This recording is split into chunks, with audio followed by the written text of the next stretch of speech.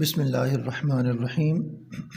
Class 6 بیٹا آج ہم شروع کریں گے سبق نمبر 18 کھیل۔ دیکھیں جی اس کی ریڈنگ شروع کرتے ہیں۔ کھیل انسانی زندگی میں بنیادی حیثیت رکھتے ہیں۔ جسمانی صحت کا دار و مدار انحصار جسمانی کام کاج، ورزش اور کھیل کود پر ہے۔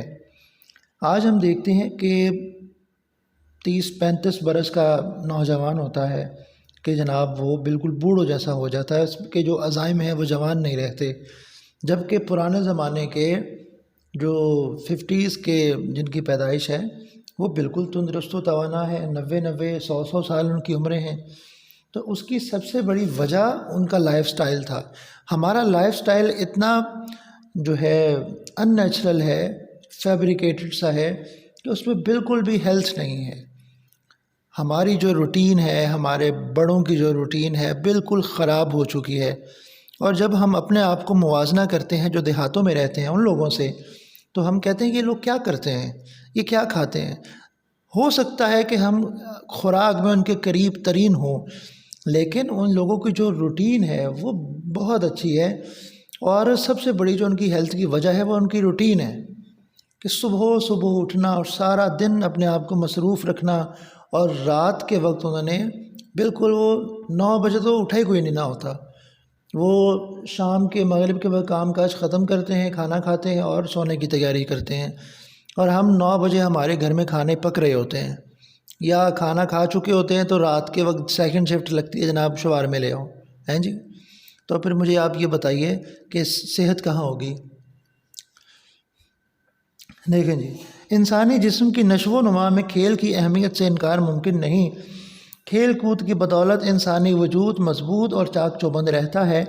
کھیل کے ذریعے سے انسان میں نظم و ضبط کی خوبیاں پیدا ہوتی ہیں کہ آپ کھیل کھیلتے ہیں، اس کے قواعد و ضوابط ہوتی ہیں، تو اس کی وجہ سے انٹینشنلی آپ زندگی میں بھی جو ہے وہ بالکل پنکچول ہو جاتے ہیں۔ کھیل نہ صرف صبر و تحمل سکھاتے ہیں بلکہ اسے حوصلہ مندی اور برداشت کے ساتھ مقابلہ کرنے کا جذبہ بھی پیدا ہوتا ہے۔ جیسے کرکٹ ہے، بیٹنگ آرڈر میں ہے تو جناب 2 شخص جو ہیں وہ بیٹنگ کھیل رہے ہیں، لیکن جو باقی اس کی ٹیم ہے وہ ساری بیٹھی ہوئی ہے، حوصلہ ہے ان میں، جذبہ ہے کہ اگر یہ آؤٹ ہوتے ہیں تو ہم جائیں گے، لیکن یہ کوئی نہیں کہتا کہ اگر یہ باری لیں گے تو ہم بھی لیں گے جناب، ہمیں اسی وقت ایٹ اے ٹائم نہیں، حوصلہ انہیں کرنا چاہیے۔ یہ انسان کو مل جل کر زندگی بسر کرنے کا درس بھی دیتے ہیں۔ کھیل کے توسط کہتے ہیں ذریعہ۔ کھیل کے توسط سے پوشیدہ صلاحیتوں کو اجاگر کرنے کا موقع ملتا ہے، یعنی انسان کو پہلے نہیں پتہ ہوتا ہے یہ تو میں بھی کر سکتا تھا، کیا ہے تو پتہ چلا ہے، اور مستقبل کی منصوبہ بندی کی عادت بھی ہوتی ہے۔ دنیا کے مختلف خطوں میں کھیل کو انسانی زندگی میں بہت اہمیت دی جاتی ہے۔ کچھ کھیل بچپن کی زندگی کے ساتھ وابستہ ہوتے ہیں، اور کچھ کھیلوں کا تعلق لڑکپن اور جوانی کے زمانے سے ہوتا ہے۔ مختلف علاقوں کے رہنے والے لوگوں میں مختلف کھیل مقبول ہیں۔ کچھ کھیل دنیا کے تمام علاقوں میں کھیلے جاتے ہیں، اور بعض کھیل کسی مخصوص علاقے یا خطے سے تعلق رکھتے ہیں۔ عالمی سطح یعنی انٹرنیشنل لیول، عالمی سطح پر مقبول کھیل فٹ بال، کرکٹ، ہاکی، ٹینس، بیڈمنٹن، رسہ کشی، والی بال، تیراکی، سوئمنگ اور کشتی وغیرہ۔ پاکستان کا قومی کھیل جو ہے وہ ہاکی ہے۔ اس کے ساتھ ساتھ کرکٹ، فٹ بال، کبڈی اور کشتی بھی ملک کے معروف کھیل ہے۔ معروف مطلب فیمس، جنہیں بچے اور نوجوان بہت شوق سے کھیلتے ہیں۔ ان کھیلوں کے علاوہ بچوں کے کچھ علاقائی کھیل بھی ہیں لوکل، جن میں آنکھ مچولی، Hyde and seek, gilli danda, کوکلا چھپاکی، ککلی clear دی، پگ میرے ویر دی، گدہ پگڑا وغیرہ، بول میری مچھلی، برف پانی، چندہ کی چاندنی میں، کھد کھنڈی اور پٹھو گول گرم وغیرہ۔ خاص طور پر مجھے اپنا بچپن یاد آ گیا۔ بعض کھیل دیہاتی بچوں میں بڑے معروف ہوتے ہیں، اور اسی طرح بعض کھیل شہری بچوں کے لیے کشش کا باعث ہوتے ہیں، اٹریکشن کا باعث ہوتے ہیں۔ مثال کے طور پر ٹینس، بیڈمنٹن اور ہاکی وغیرہ شہری بچوں میں مقبول ہیں۔ دیہاتی بچے آنکھ مچولی، گلی ڈنڈا، کوکلا چھپاکی، کبڈی، گدہ اور ککلی وغیرہ کو شوق سے کھیلتے ہیں۔ اب آگے ان کی تفصیلات دیکھتے ہیں۔ آنکھ مچولی، ہائیڈ اینڈ سیک، لکن میٹھی، چھپن چھپائی، آنکھ مچولی ہمیشہ سے دیہاتی بچوں کا پسندیدہ کھیل رہا ہے۔ اس کھیل کو لکن میٹھی واجب آ گیا اور چھپن چھپائی بھی کہتے ہیں۔ اس کھیل کے لیے کوئی وقت مقرر نہیں، کسی وقت بھی آپ کھیل سکتے ہیں۔ بچے رات اور دن کسی بھی وقت یہ کھیل کھیل سکتے ہیں۔ کھیل کا آغاز ٹاس سے ہوتا ہے۔ ٹاس ہارنے والا بچہ اپنی آنکھیں بند کر کے کھڑا ہو جاتا ہے اور باقی بچے ادھر ادھر چھپ جاتے ہیں۔ تھوڑی دیر بعد ٹاس ہارنے والا بچہ اپنی آنکھیں کھول کر چھپنے والے ساتھی بچوں کو تلاش کرتا ہے، اور بچہ سب سے پہلے جس ساتھی کو تلاش کر کے چھو لے وہ ہار جاتا ہے اور اسے باری دینی پڑتی ہے۔ یوں یہ کھیل جاری رہتا ہے۔ تمام بچے کسی نہ کسی طرح اس کھیل میں شامل رہتے ہیں۔ یہ کھیل دیہاتی لڑکوں اور لڑکیوں دونوں میں یکساں طور پر، یکساں مطلب یعنی بالکل ایک جیسا، یکساں طور پر مقبول ہے۔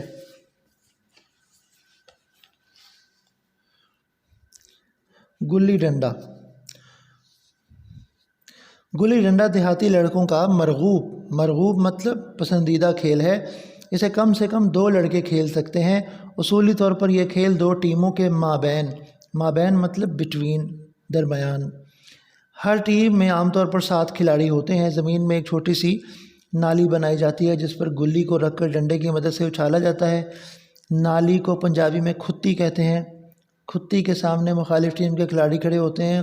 وہ کھلاڑی اگر گلی کو زمین پر گرنے سے قبل پکڑ لیں تو گلی کو اچھالنے والے کھلاڑی کی باری ختم ہو جاتی ہے، اس کی جگہ دوسرا کھلاڑی آ جاتا ہے۔ لیکن اگر گلی زمین پر گر جائے اور مخالف ٹیم کے کھلاڑی اسے نہ پکڑ سکیں تو ڈنڈے کو کھتی کے اوپر رکھ دیا جاتا ہے۔ اب مخالف ٹیم کا کوئی کھلاڑی گلی کو ڈنڈے کی طرف پھینکتا ہے۔